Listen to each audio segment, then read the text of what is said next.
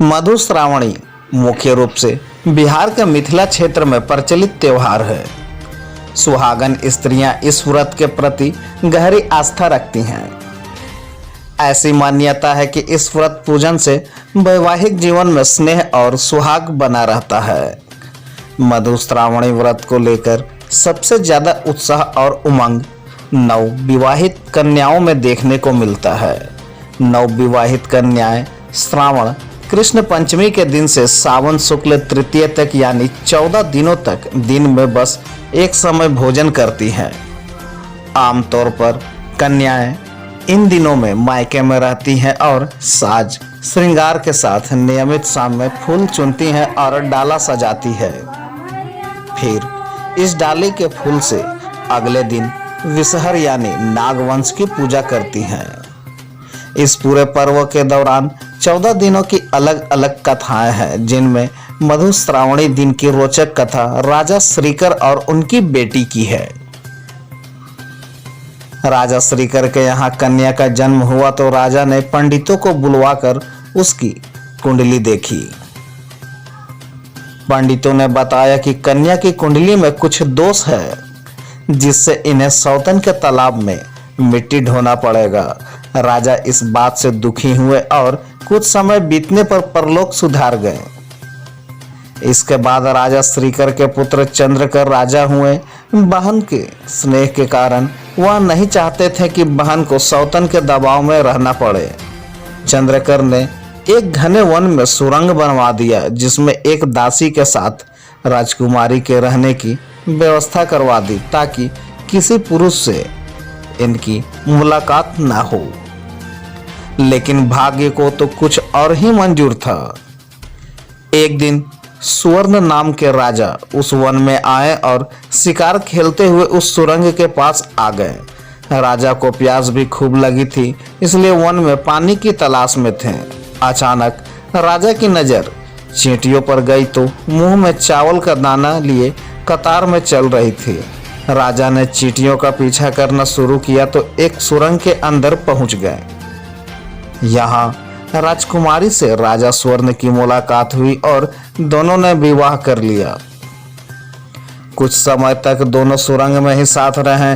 राजा को कुछ दिनों बाद राज्य की याद सताने लगी तो उन्होंने राजकुमारी से जाने की आज्ञा मांगी। राजकुमारी ने कहा कि सावन मास के शुक्ल पक्ष की तृतीय तिथि को मधुश्रावणी का पर्व होता है। उस दिन नव विवाहित कन्याएं ससुराल से आया हुआ अन्न खाती हैं और ससुराल से आए वस्त्र ही धारण करती हैं। इसलिए मधुश्रावणी से पहले इन्हें भेज दीजिएगा। राजा ने इस बात को स्वीकार कर लिया और जल्द ही साथ ले जाने का वादा करते हुए अपनी राजधानी लौट गए। राजा ने नगर के प्रमुख वस्त्र बनाने वाले को बुलवाया और सुंदर सी चुनरी बनाने का आदेश दिया।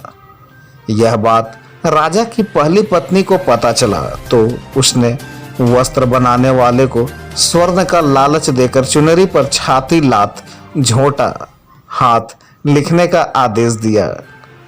इसका मतलब यह था कि तुम्हारी सौतन तुम्हारी छाती पर लाती मारेगी और बाल पकड़कर खींचेगी। वस्त्र बनाने वाले ने चुनरी को ऐसा लपेट कर दिया कि राजा यह समझ नहीं पाए कि इस पर कुछ लिखा भी है। राजा ने समय आने पर चुनरी को एक कौवे को पहुंचाने के लिए दिया। पौराणिक कथाओं में कौवे को भी संदेशवाहक के रूप में बताया गया है। कौवा वस्त्र लेकर जा रहा था कि लेकिन उसकी दृष्टि और भोज पर गई, जिसे देखकर कौवा सब कुछ भूल गया और चुनरी को छोड़कर जूठन खाने लग गया। मधुश्रावणी के दिन वस्त्र और अन्न नहीं पहुंचने से राजकुमारी नाराज हो गई।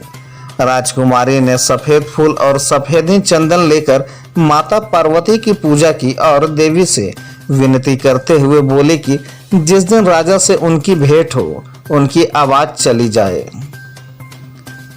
दूसरी ओर राजकुमारी के भाई चंद्रकर को जब बहन के विवाह की बात पता चली तो वह नाराज हो गया और बहन को खाने पीने की चीजें भेजना बंद कर दिया।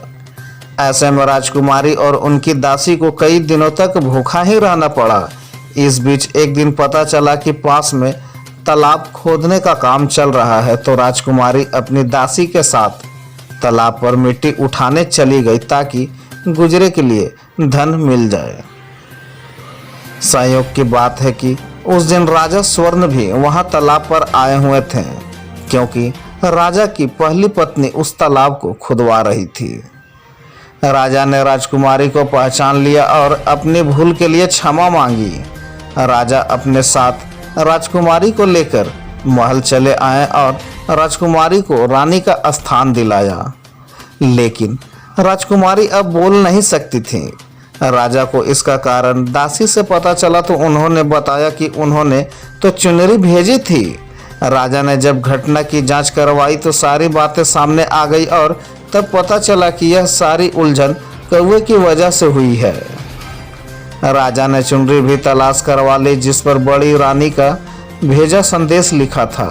राजा इस बात से बड़ी रानी पर नाराज हुए और उन्हें मृत्यु दंड दिया। अगले वर्ष जब मधुश्रावणी आई तो राजकुमारी ने लाल फूलों और लाल वस्त्र से माता पार्वती का पूजन किया और आवाज लौटाने की प्रार्थना की, जिससे राजकुमारी की वाणी लौट आई। इसके बाद राजा स्वर्ण और राजकुमारी वर्षों तक वैवाहिक जीवन का सुख भोगते रहे। मधुश्रावणी पर्व मिथिला क्षेत्र में नवविवाहिताएं बड़े धूमधाम से मनाती हैं, गीत गाती हैं, भगवान शिव से अमर सुहाग की कामना करती हैं।